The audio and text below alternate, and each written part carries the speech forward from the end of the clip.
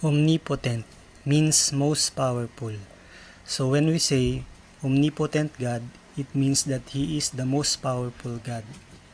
Omniscient means most knowledgeable. So when we say omniscient God, it means that He is the most knowledgeable God. Omnipresent means that most present everywhere. So when we say omnipresent God, it means that He is the God who is present everywhere. If you're feeling ignorant, just pray to the omniscient God and He will give you wisdom.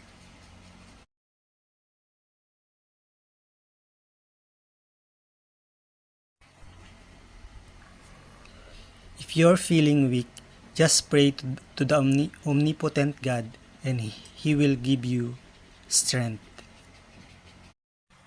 If you're feeling that you're losing direction or nowhere to go, just pray to the omnipresent God and He will guide your way towards Him.